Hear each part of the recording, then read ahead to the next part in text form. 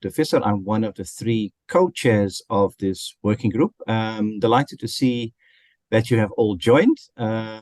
We've got a very interesting interactive program ahead of us. I'm actually standing in for Judy Oduma, who is one of the three co-chairs and who was going to chair the overall proceedings, but she is still looking for a spot to connect properly with us.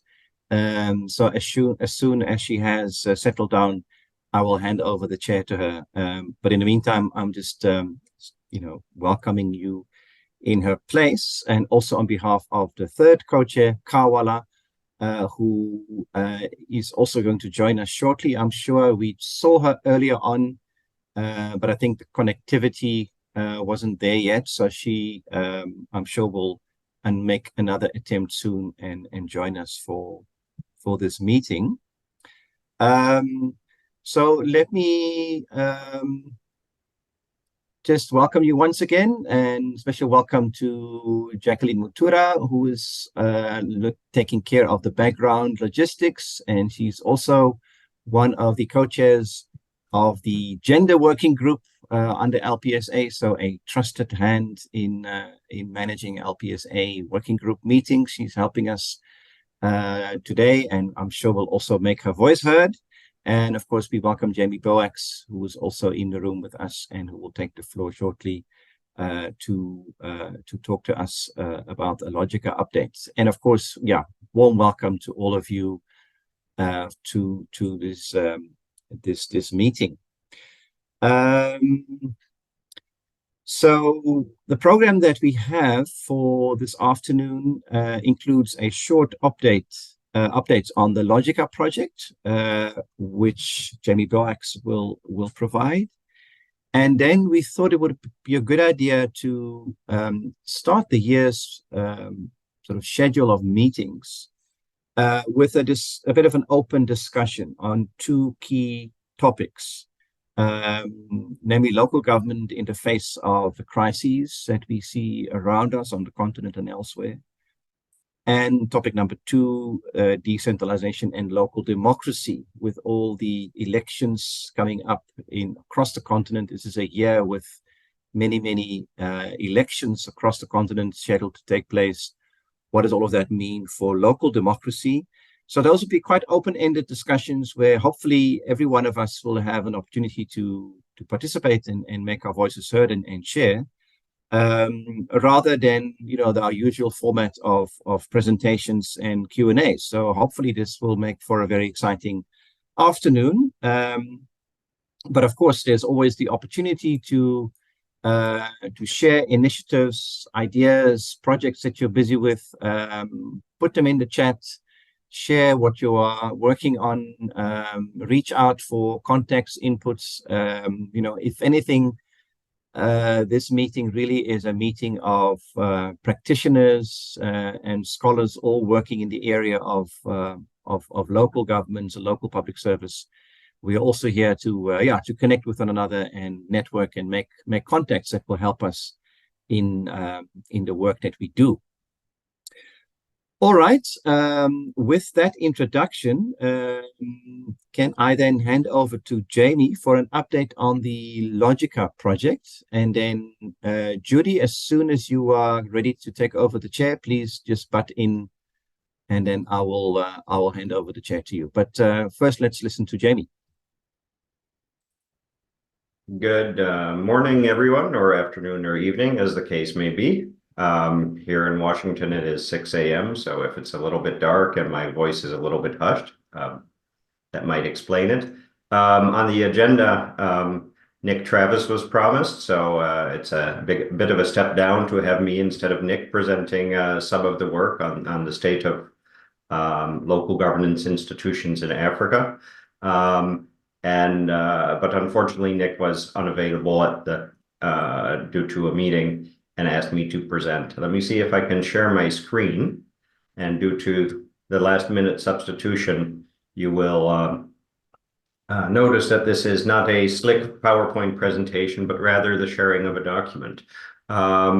we have in earlier meetings given you updates between Nick and myself on the state of local governance institutions in Sub-Saharan Africa. And we're to the point where we have produced, with the support of UNCDF and the Hewlett Foundation, our first discussion draft of an initial assessment of the state of local governance institutions using the Logica framework.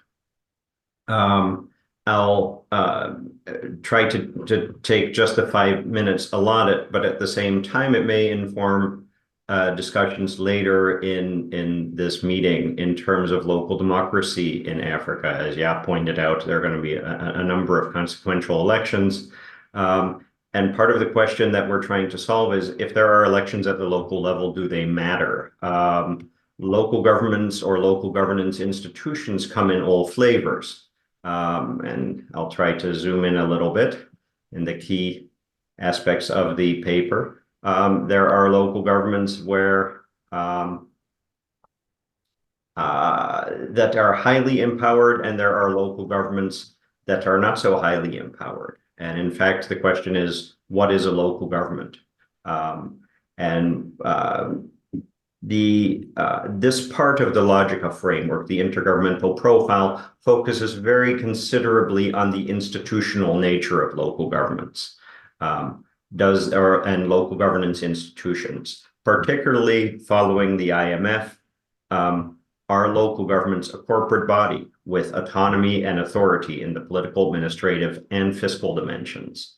So we apply a pretty tight definition of what it means to be a local government. And we make the very clear distinction between local governance institutions, which is a general term, and local government or subnational government, maybe state government or regional government, or provincial government, and municipal or local or district government. And we try to classify very roughly local governance institutions into 4 categories. Non-devolved, which includes, for instance, deconcentrated entities. On the least empowered side, highly devolved local governments with extensive authority and autonomy as the most devolved or empowered type of entity. And we have 2 categories in the middle: devolved with limited autonomy and authority, and hybrid institutions, which are a combination of devolved and deconcentrated institutions. A very simple category. We've tried to, the Logica manual provides considerable guidance, I believe upward of 60 pages of guidance on how to answer each of the questions to make sure that countries are consistently categorized in one of those categories. And I guess the easy explanation would be, if you're a highly devolved country, then your elections would have considerable consequences because the council or the elected leaders are truly in charge of the local government entity. But if you're a non-devolved entity or a hybrid entity, then the elected leadership wouldn't have as much control over the body in question. With that very brief introduction, we applied this, we engaged a number of country experts. For this initial exercise, we applied to 6 countries. And in order to get to the answer, we asked, and I won't go through the details and bore you, particularly not for those in the US at this early hour, but we went through a very rigorous scheme of questions, 25 questions in total, classified into 12 groups, in order to get to a consistent assessment of whether or not countries are belong in which category. This report, it currently is in draft status, and we'll make this available after the meeting to you all with a link. So comments are very welcome on the draft. In the draft, we looked at regional and local governments in Ethiopia, Kenya, Malawi, South Africa, Tanzania, and Uganda. And what we found was that not everyone has local governments. Not necessarily at the regional level, not necessarily at the country level. At the regional level, as we see, Ethiopia and South Africa do have devolved provincial governments or region states. Tanzania has non-devolved regions out of the countries we looked at, meaning that regions in Tanzania, meaning that regions in Tanzania are actually on the national budget, central government budget, as deconcentrated entities. They don't have their own budgets and their own political leadership. We scroll down a bit further at the local government level. What we find is actually that most countries in Africa have hybrid local governance institutions rather than fully devolved local governance institutions. The report goes through some detail of why this is. I think a very common story is that a local government act in Africa may say something like, local governments shall be corporate bodies. And in the next few paragraphs, there are things that the Local Government Act does that de facto makes the entities not corporate bodies. For instance, a corporate body should appoint and control their own officer, so the municipal secretary or the equivalent. And that's not the case in many countries, certainly not in Uganda. It used to be the case in Uganda, but in the early 2000s, the constitution was changed.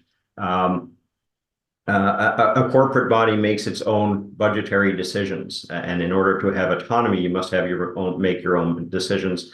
And as the report cites, in many countries, there are legal provisions or even de facto processes by which local governments don't have full control over their own budget. It's unfortunately not uncommon for local governments acts to direct local governments that if their budgets are not in line with the national government, not just laws, but also policies, then the minister may change the local government budget, may direct the local government to change its budget. Or there are budget negotiations or budget scrutiny of local budgets by higher levels that give effect to a similar process. So either by law or in practice, these entities are more hybrid local governance institutions in nature than truly autonomous local governments. That is the initial finding of the 6 countries that we have applied our methodology to. We found, as noted, considerable variation and significant restrictions on local authority and autonomy in many countries. Not all, as you have seen. South Africa and Kenya have true local governments, but they're in a way the outliers. And we're a little bit concerned that as we apply the methodology to more and more countries, that we will find that they will continue to be the outliers, and that relatively few countries have considerably empowered local governments. We pointed out that in many countries that is in the legal framework, that in some other countries, actually, there might be contradictions in the legal framework or gaps between the legal framework and practices. And that we find that actually the limitations on empowerment of local governments tend to cut across political, administrative, and fiscal features. So we fairly consistently find that it's not just one dimension of decentralization that is being used to keep local governments down, but really that restrictions appear to be imposed across the board, across the budget, across political systems and political autonomy, and across the control over staff and officers. Whereas very briefly, as a parting thought, the Logica framework, the intergovernmental profiles, also being applied in Latin America, North America, Council of Europe countries, and particularly an ongoing in Asia as well. Our results from Asia and Latin America are emerging. What we're finding is that Africa is a lot like Asia as a region, where there's a big mix of highly empowered countries such as Indonesia and perhaps the Philippines, but also a large number of countries where the label self-governance is being used, but actually we're finding hybrid governance institutions or less. In Latin America, we're finding the opposite. In Latin America, it appears to be that the norm is highly devolved, highly empowered local governments, with perhaps some exceptions in the Caribbean region. But this is the first report to come out on this topic. Hopefully, many more will follow in other regions and, of course, within Africa. Africa is a big continent in so many ways, rich in culture, rich in peoples and diversity, and many countries. So applying this to 54, 55 different countries will be quite a task, but hopefully we'll work with the Africa Working Group and yourselves over the next years to accomplish that. Back to you, Jan. Thank you very much, Jamie. That is already looking very impressive, even though it's still in draft form. And of course, yeah, we are all invited to look at it and share our thoughts and comments and suggestions with Jamie. But certainly from my perspective, this is certainly going to be a very useful resource in any sort of comparative scholarship or applied research on local government in Africa. So really interesting and important work being presented here. There was one question in the chat on when it will be published and finalized. So maybe Jamie, you could comment on that briefly before I ask if there's any other suggestions. Jamie, just on the timelines going forward. I will make sure that at the end of this meeting, this is on decentralization.net as a version for comment, and we're hoping to finalize it by the end of February. All right, fantastic. Thank you so much. Anyone who wants to take the floor very briefly on this? This is a bit of an update, so we don't want to have an extensive discussion on it, but if you've got any quick questions or comments, feel free to raise your hand or unmute yourself and come in, so that we can deal with that. I don't see or hear anything, so I'm assuming that we just all happy to note this, and with great pleasure and appreciation for Jamie presenting this and all the hard work that has gone into it, and of course getting up in the wee morning to present it. So thanks very much, Jamie. Let me check with Judy. Judy, are you comfortable to take over the chair from where you are now? Let me just check in with you. Yes, I'm just checking out of a taxi, so in the next 3 minutes I'll be in the room. Okay, all right. I'm so sorry about this. No worries. We'll just So in the next 3 minutes, let me just check out of this taxi, then I'll join. Yeah. Okay, no problem. Maybe that gives me the opportunity to briefly introduce to you the survey that we put in the chat box. We just invite you to complete this survey for us. It's just a quick check-in with you on two things, namely, what kind of topics or priorities would you like the working group to deal with this year? And secondly, if you have any suggestions in terms of the specific input that you want to make, or your organization or anyone that you are working with could make, we're always interested to hear a specific suggestion. So that is a poll that's running in the background, and we'll just keep that running for the duration of the meeting. So, whenever you have a quick bit of spare energy in your brain to fill out the form while listening and engaging with the discussions, please do so. It really helps the chairs of the working group to chart a way forward for this year. All right. Let me also check if we have been able to be joined by Ka, our third co-chair. I don't see her yet in the meeting.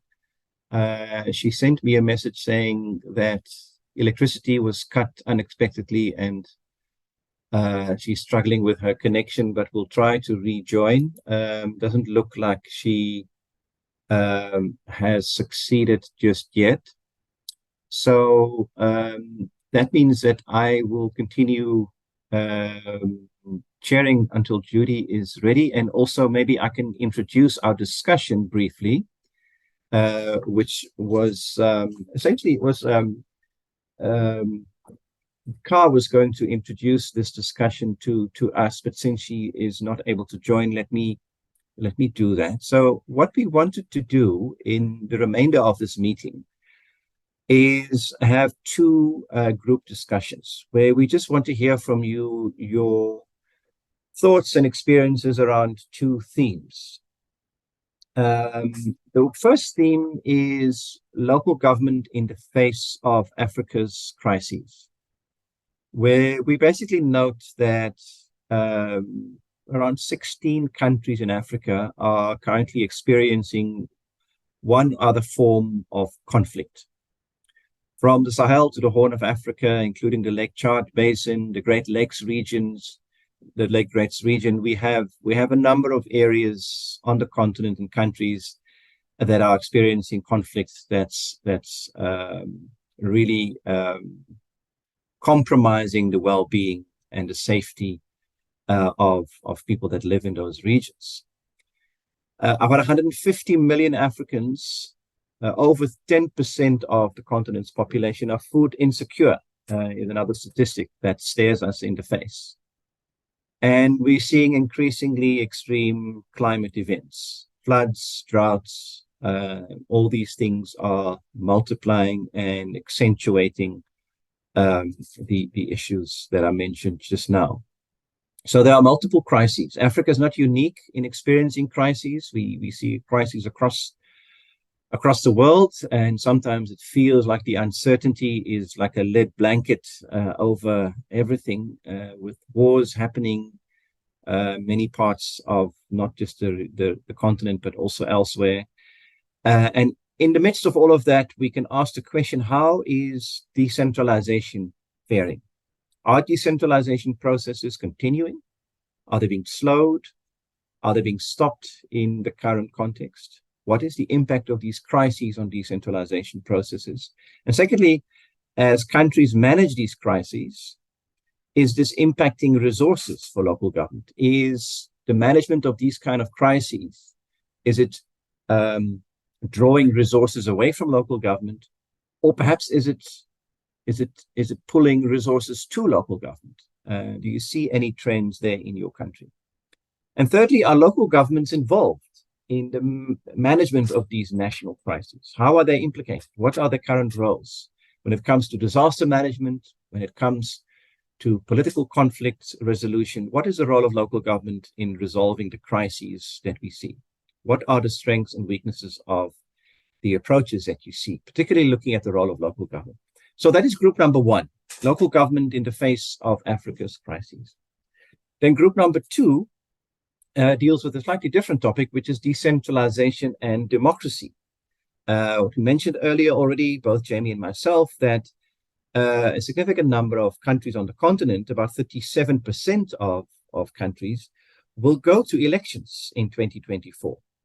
So this is going to be a very important year for many countries on the continent, given that there's going to be those national elections, often combined with local elections. So as they do, democracy is being questioned around the world. There's increasingly a lack of trust in public institutions. There's a rise of populism, a radicalization of policies. We see that particularly in Europe, but also elsewhere. Democracy is being questioned. What is the case in Africa? Where do we fit into that trend? We've seen a number of coups d'etats. They are on the rise, with 9 coups since 2020 in the Sahel and Central Africa. And according to Afrobarometer, the demand for democracy among African citizens is high, with the majority stating that this is their preferred form of governance. However, the supply of democracy lags behind, and many African citizens are disappointed with elections and with other aspects of the implementation of democracy. So what do we see on the ground in our countries? Is there a threat to decentralization processes? Are local governments seen as part of the problem with democracy?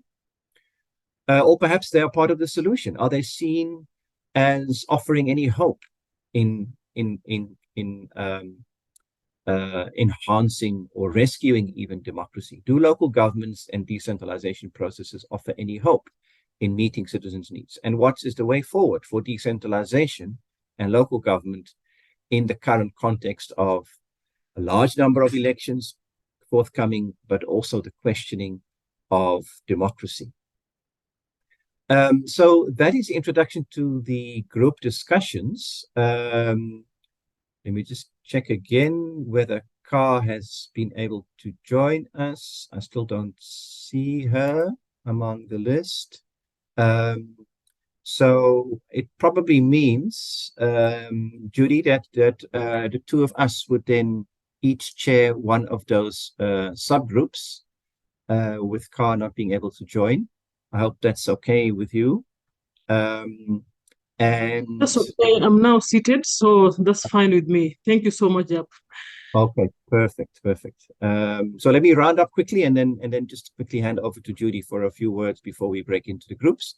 So we're going to break into those two groups, and the facilitator will chair, and we're going to invite all of you, anyone who wants to respond to the questions in your group, what your experience and observations are in your country.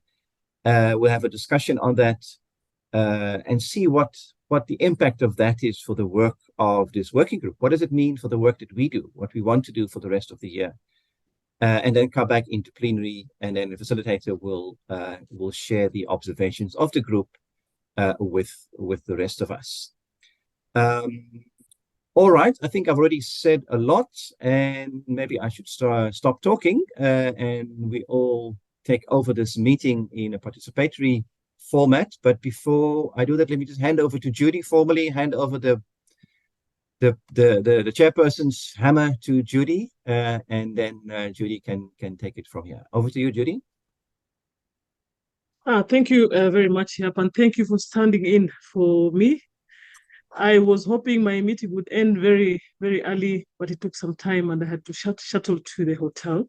But I'm now seated. I think I must say Happy New Year, and thank you all for joining. This is the first meeting for this year that we have. And as you can see, we have very critical and very important topics to discuss. We are hoping that we can have some very good reports from your group deliberations. Clearly, we are in a crisis. I think we have countries struggling and subnational governments struggling, local governments struggling. We have the elections coming. Is it going to make it any better? What would we, as groups, as participants in LPSA, think we can contribute? How can we contribute towards these deliberations? And maybe in one way or another, this can be, items and recommendations we can carry forth to our specific countries, maybe to create some little change. So with that, I think I would like to ask that we proceed to groups. I don't know if Jacqueline had a structure or a format of dividing us. Jacqueline, yes. Are you able to, yes, put us in groups? How much time are we giving? Yep. I think 45 minutes should be enough. 45. Yeah. 45 minutes. Yes. Sure. So I'm sure groups can choose their leader and then their secretary, who will report back to us in the 45 minutes. So I take it this is 2:35 on my side. So 45 minutes from that will be 3:20. All right. Maybe we can even make it shorter. I'm thinking now we may be running out of time for the plenary. Yeah. Shall we make it let's say 35 minutes, so 30 or 35 minutes? What do you think? I think that should work. So we have more input during the plenary. I agree. So if we say this is 2:35, can we reconvene at 3:10? Yeah. 3:10. Sounds good. Thank you. So Jackie, over to you. Put us in the groups. All right. Can I say 10 minutes for each group to make a presentation? Would that be too long? Could be a bit long, yeah. I'm not sure whether we need 10 minutes. Do we need, say, 5 and then a deliberation, maybe plenary? Sounds good, yeah. Maybe 5 minutes each. Then we can have a 10, 15 minutes plenary to contribute before we can go to the next to the next item. Group 1. I don't know if you have a secretary who can assist us to make a presentation.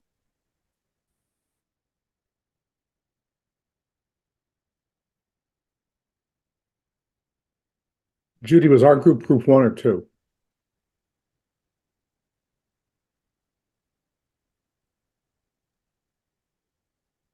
We were in group 1, Chas. Okay, so you want me to go ahead? You can go ahead, please. Thank you.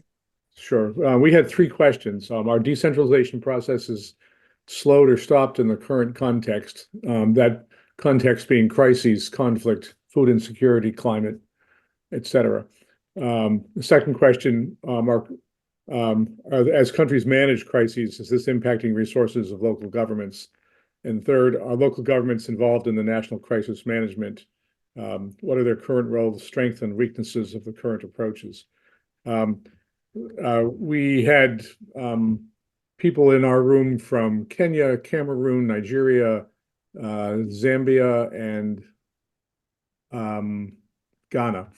And to perhaps over summarize, but it seemed that the crises that got talked about were largely dealing with flooding and or climate related things that had knock-on effects on food insecurity and the displacement of people that led to all sorts of changing demands for services.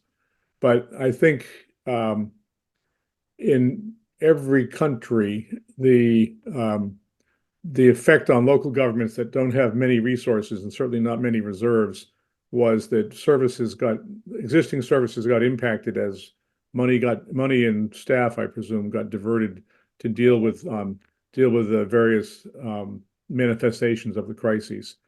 But the effectiveness of resources coming from the central bodies, I guess, we didn't collect numbers, but was differing. So in Zambia, it seemed that the national resources were well coordinated by the vice president's office, but in other places, I think less so. But interesting, one comment was that citizens in localities understand that their local governments don't have many resources, so that they look to the central government to fill the gaps and respond to various crises, particularly if they're regional crises like flooding or climate-related things that don't respect political boundaries.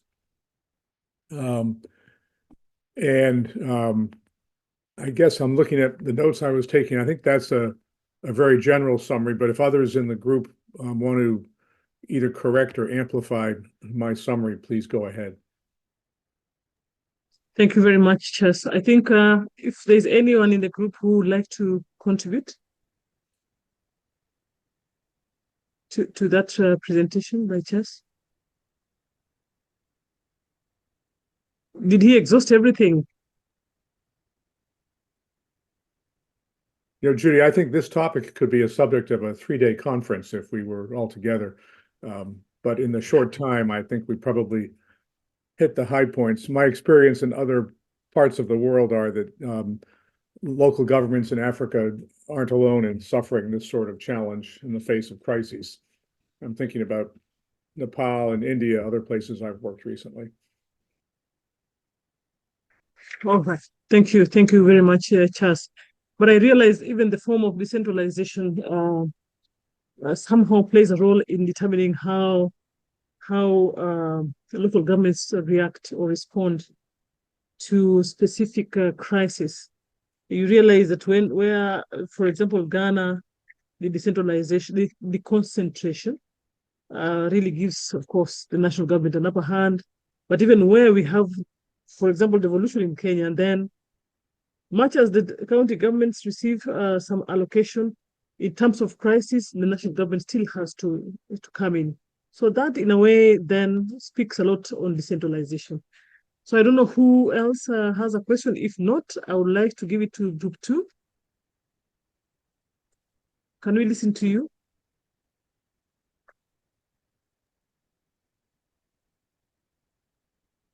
All right, thanks, Judy.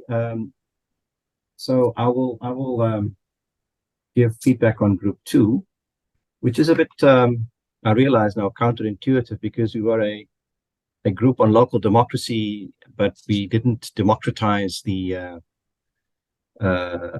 notes taking and the feedback, and the chairperson ended up giving the feedback. So it's a bit of the other group was more democratic in their proceedings than the group on democracy. No, she was dictatorial. She assigned me. Okay. All right. Anyway, I do this with the permission of the group members. So let me give some feedback and try to do as good a job as Chaz did just now. So we had participants from Nepal, outside of South Africa. Very nice to have participants from elsewhere as well joining. From Nepal, from Benin, from South Africa, from Mozambique, and a perspective from Mali. And yeah, we had a variety of observations linking up to the question of, essentially, is when it comes to the declining trust in democracy, is local government part of the problem or part of the solution? So I'll just highlight some things that stood out for me, and my colleagues will correct me or amplify what I'm bringing in. But one observation that stood out for me was an observation that it's not so much local government that is the problem, but it's the national government that can also change its mind on decentralization, or a new government can come in with a completely different perspective on decentralization. Observation from Benin that there was a fairly enthusiastic implementation of decentralization from 2003 onwards, and from 2016 everything shut down again with new governments that centralize things again, and municipalities now have less power for development projects, even though everyone acknowledges, or well, most people acknowledge, that local governments have much more opportunity to usefully connect development at local government level. So the changing dynamics between local and central government also play into this discussion of trust in democratic institutions. Perspective from South Africa was interesting, and maybe it's a bit of a point of light in this discussion, if I want to deliver it like that. I don't know whether my colleagues agree, but that South Africa has a system of devolution, fairly strong devolution, protected in the constitution, robust elections, and a trend observable whereby the once sort of hegemony of the ruling party started to be challenged first at local level. We have national provincial elections this year, but over the last 2 or 3 terms of local government, we see that residents, maybe in the words of the participant in the group, so maybe they've considered the stakes a bit lower at local government level, and started also considering other political parties. So we see a diversification of politics in South Africa, multi-party democracy taking root. And of course, that doesn't mean that this is an argument against the ruling party in South Africa, but multi-party democracy is taking root.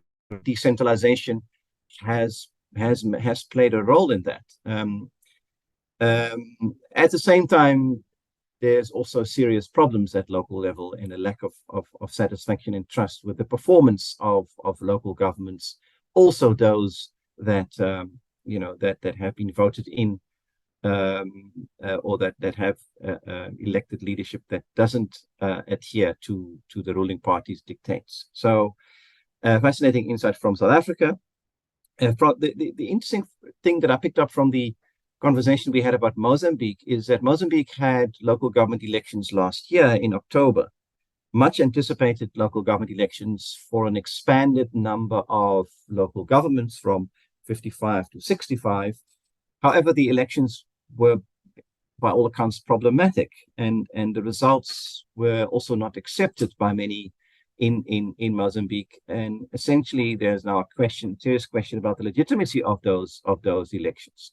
Now, that in and of itself is, of course, a huge problem, but it also, the argument is, it also then rubs off on the forthcoming national elections, which are scheduled for this year. That when people don't see local government elections being run well and being legitimate, that they lose trust in the prospect of, or in lose trust in elections for the national government. So that was a particularly I think pertinent observation but a rather bleak one. Observation from Mali was that we need to look beyond the act of voting as the single manifestation of democracy, and of course we all buy into that. And the argument being that if interaction, public participation is healthy between communities and local authorities, despite the way in which leadership is elected or not, there is still then an increase in responsiveness and sort of legitimacy of leadership.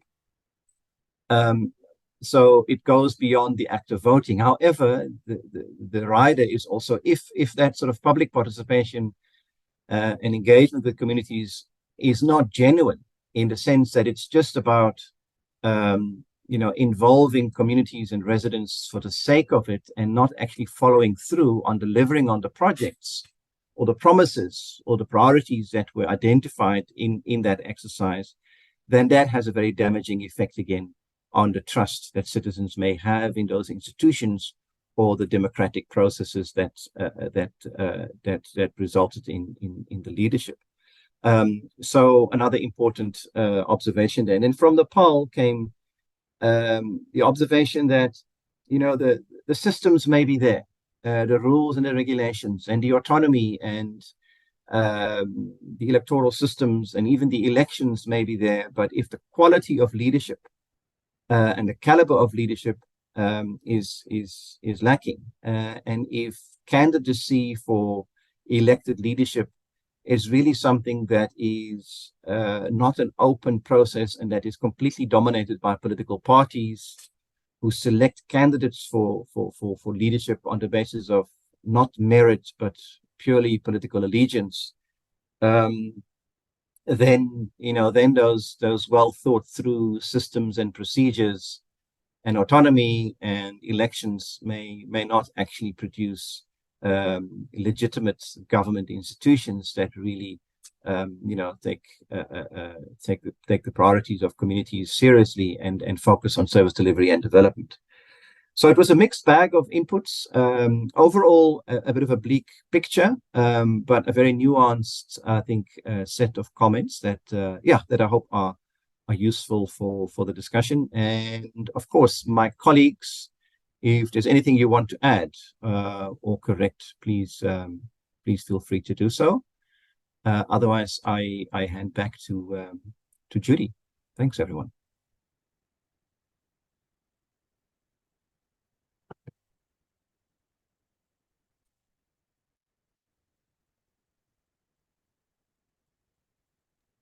Anyone want to add?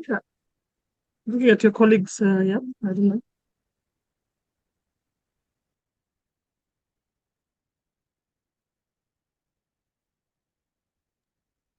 I see Jamie's got his hand up. Yes, Jamie, over to you. Thanks so You have a much. comment? Yes. I would like to very briefly follow up on Jaap's point and tie it back to the brief introduction I gave at the beginning of the meeting in terms of what our state of local governance institutions analysis has shown.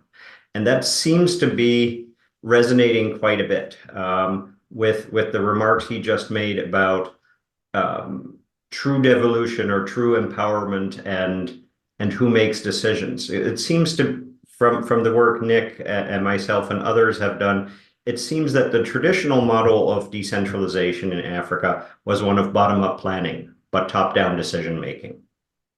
And a lot of countries have started talking about devolution, but as this graph shows, devolution means that there is a true transfer of power. And the decision-making is shifted to the local level. right? And this captures kind of the extremes of the types of different local government. And what it seems to be is that even though a lot of countries talk about moving to real devolution by moving decision-making power and resources to the local level, actually most countries are still stuck on a bottom-up, top-down planning model, and the central government has a hard time letting go of power and resources. That seems to be emerging, and this is based on 6 countries, and we certainly want to bring in the rest of the countries in the continent and truly around the world. But that seems to be the tension, that in reality, we have one model where decision-making is central. Emergencies are responded to centrally. Ultimately, the national party wants to have the say-so.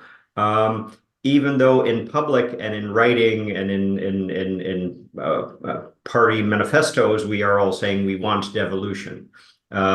And as was mentioned earlier, you can even have devolution, but insufficient funding. And these unfunded mandates in reality leave the decisions at the center as well. So there are different mechanisms through which devolution actually is being not really being implemented. I was very interested by Jaap's comments where he suggested that that does do damage to the democratic fabric. If you're not having any control over your local community, if you can't trust that your local community is managed in a responsive and participatory manner, how can you then trust the national institutions? And I think that is a very, very important point. In fact, one that LPSA recently made very hopefully in an well-articulated manner to USAID as part of its policy to support democracy around the world, that if you don't have local democracy, do you really have democracy? Thanks for that. Back to you.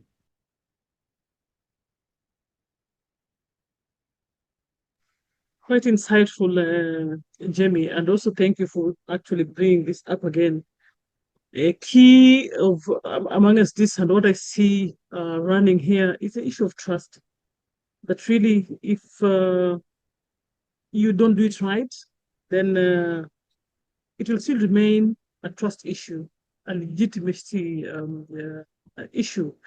Number 2, I see again, and you have brought it very clearly here, we still remain with the model of the bottom-up planning, but the top-down budgeting. Again, it affects the way we do things.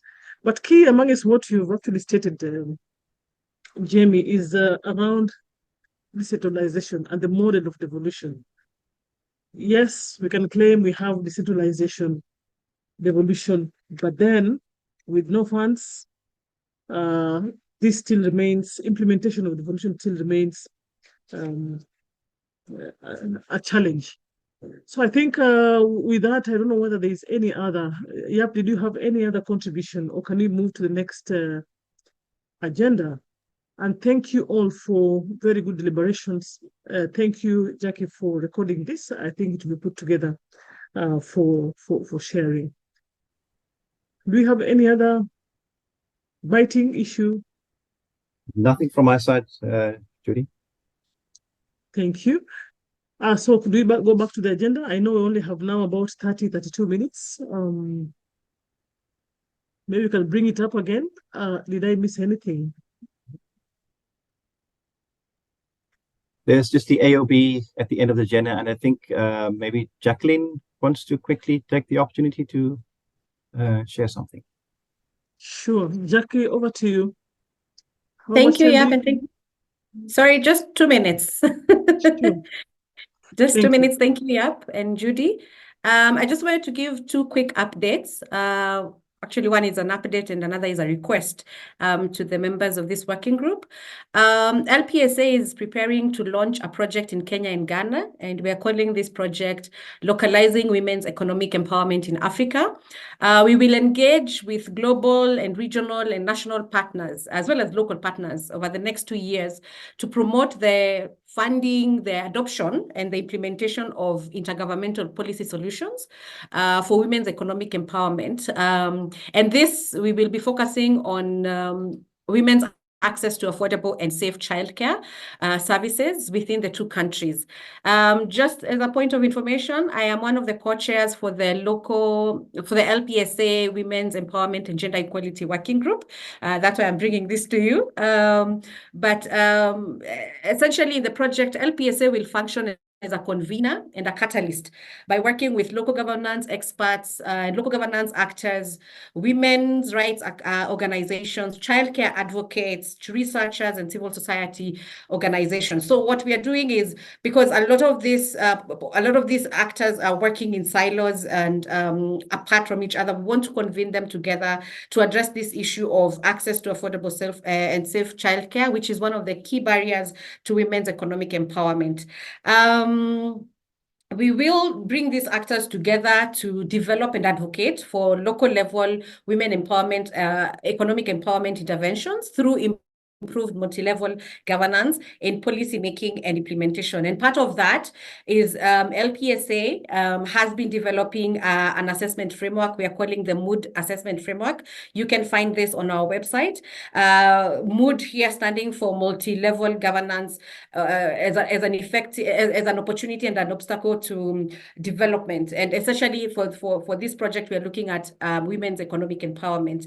And more information will be shared during our women's empowerment working group meetings, and also on the decentralization.net website. On my second issue, we are going to have a meeting, the LPSA Women's Empowerment Working Group.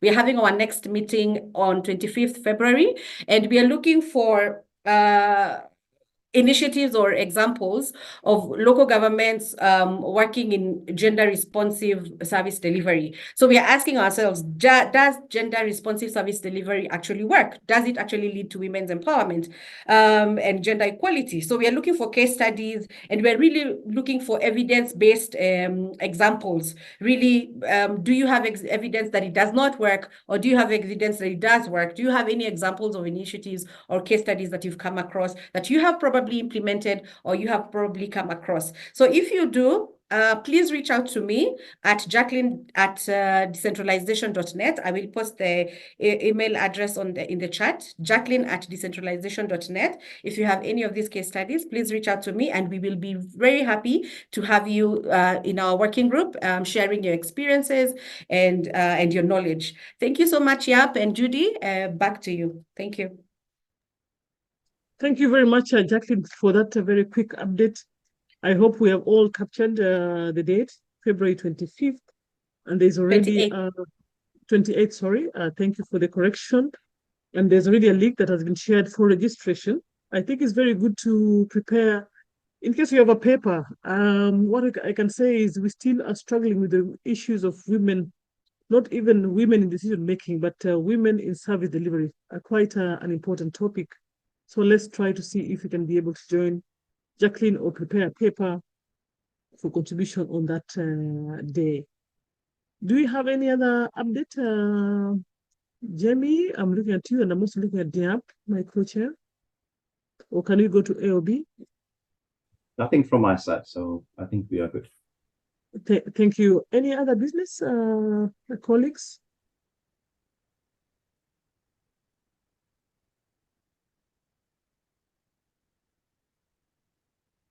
Maybe just a reminder, if I may suggest, to complete the poll if you haven't already completed the poll that was shared at the beginning of the meeting. That feedback, I'm sure, will be very useful to the co-chairs.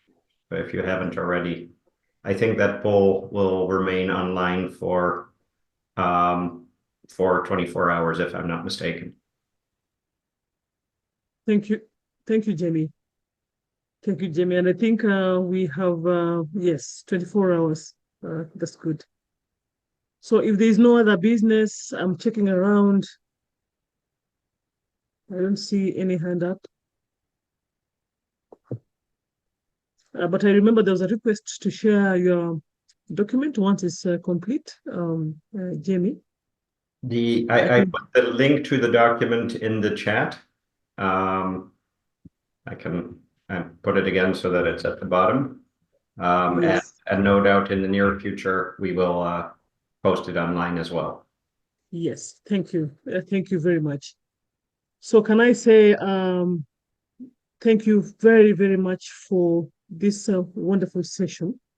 I know we started off with me running from one place to another, and thank you for the patience and for allowing me to join in after Yap has taken over.